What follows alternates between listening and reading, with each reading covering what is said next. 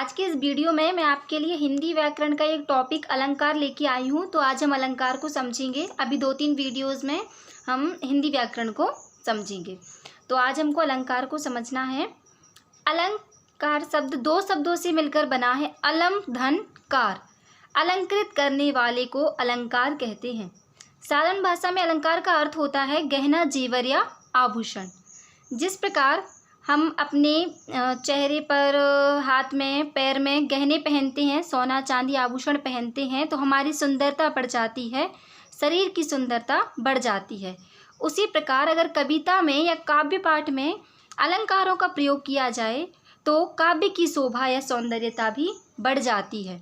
तो अलंकार क्या होता है? जो काव्य की शोभा बढ़ा देता है। काव्य की शोभा बढ़ाने वाले तत्वों को अलंकार कहते हैं। जो अलंकृत करता है वह अलंकार है। अलंकृत करने वाला अलंकार। अलंकार काव्य की सुंदरता को बढ़ा देते हैं।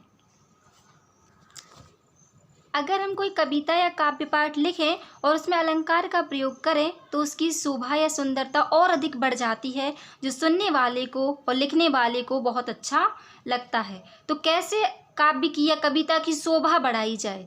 कुछ शब्दों के माध्यम से, कुछ अर्थ के माध्यम से और कुछ शब्द एवं अर्थ दोनों के माध्यम से किसी कविता की या काव्य पाठ की सुंदरता को बढ़ाया जाए।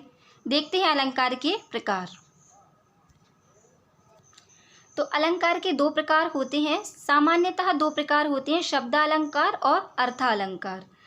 तो जब शब्द के माध्यम से काव्य के सौंदर्य को बढ़ाया जाए तो वहाँ होता है शब्दालंकार।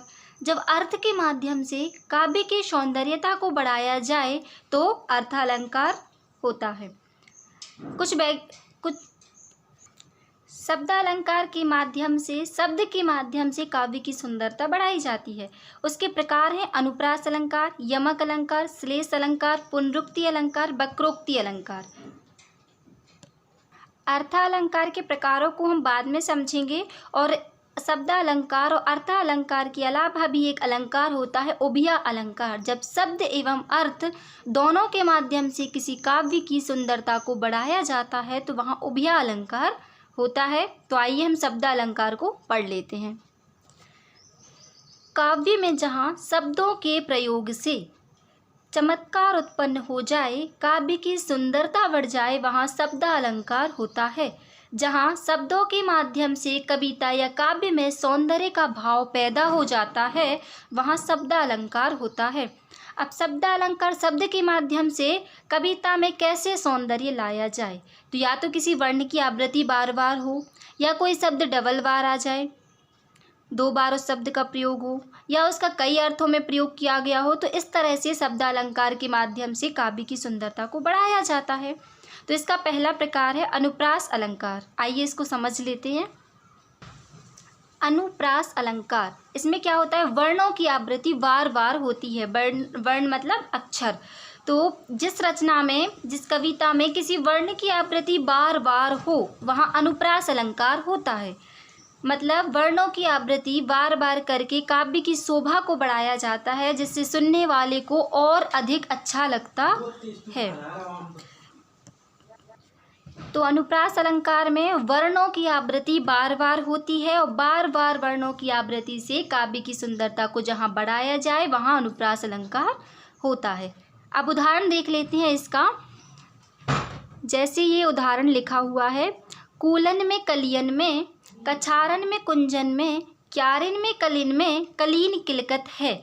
यहाँ पे आप देख रहे हैं बार बार का वर्ण की जो आवृत्ति है, देख लीजिए यहाँ पे का वर्ण की जो आवृत्ति है वो बार बार हुई है।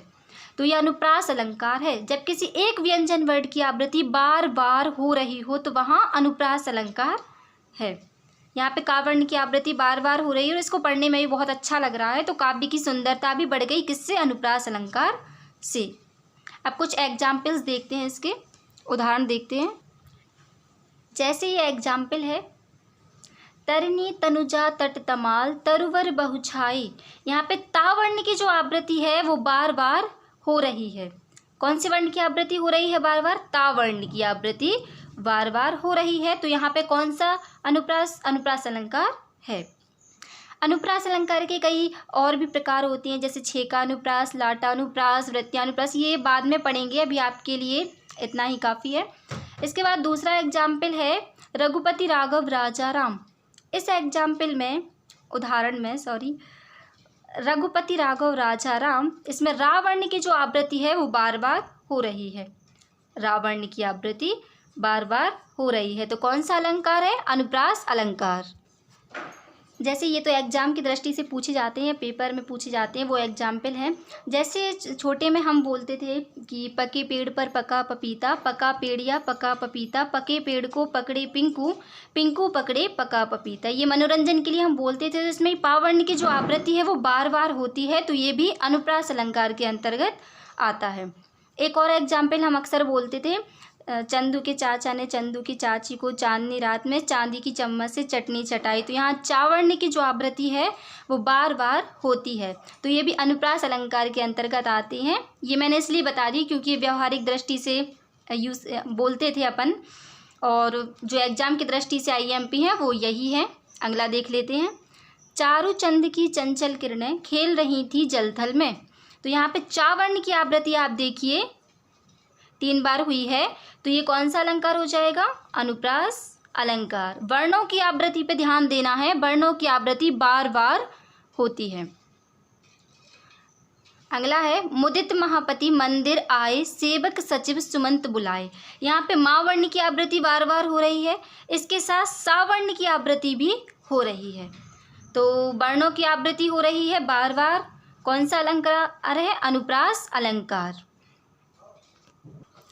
अगर अभी तक आपने हमारे चैनल को सब्सक्राइब नहीं किया है तो प्लीज़ कर लीजिएगा। आगे और भी अच्छे अच्छे एग्जाम्पल के साथ अलंकार वाले चैप्टर को कंप्लीट करेंगे। आगे देखते हैं उदाहरण। नभ पर चमचम चंपला चमकी। यहाँ पे चावर्ण की जो आवृत्ति है वो बार बार हो रही है। चपला मतलब बिजली होता है, तो चावर्ण की आवृत्ति बार बार हो रही है। कौन सा अलंकार हो जाएगा? अनुप्रास अलंकार। अगला देख लेते हैं। मधुर मधुर मुस्कान मनोहर, मनुज बेस का उजियाला। यहाँ पे माँ वर्ण की जो आवृत्ति है वो बार बार हो रही है। देख लीजिए 1 2 3 4 5 बार माँ वर्ण की आवृत्ति हुई, तो कौन सा अलंकार हो जाएगा? अनुप्रास अलंकार। इतने सारे एग्जाम्पल देखने के बाद मैं आशा करती हूँ कि आपको अनुप्रास अलंकार समझ में आ गए होंगे। जहाँ पे किसी भी वर्ण की आवृत्ति बार बार हो वहाँ पे अनुप्रास अलंकार टिक करना है। फर्स्ट एग्जाम्पल को भी आपने देखा था, कूलन में, कलियन में, कछारन में, कुंजन में, क्यारेन में, कलिन में, कलिन किलकत है, तो कावर्ण की आवृत्ति हुई थी। तो समझ गए आप लोग कि जब वर्ण की आवृत्ति बार बार हो वहाँ अनुप्रास अलंकार होता है। तो आज हमने अनुप्रास अलंकार को पढ़ा। नेक्स्ट वीडियो में शब्द अलंकार के जो और प्रकार है, यमक अलंकार, श्लेष अलंकार, इसको अच्छे से पढ़ेंगे। अच्छे अच्छे उदाहरण के साथ मिलते हैं। वीडियो को लाइक कीजिएगा। थैंक यू, धन्यवाद।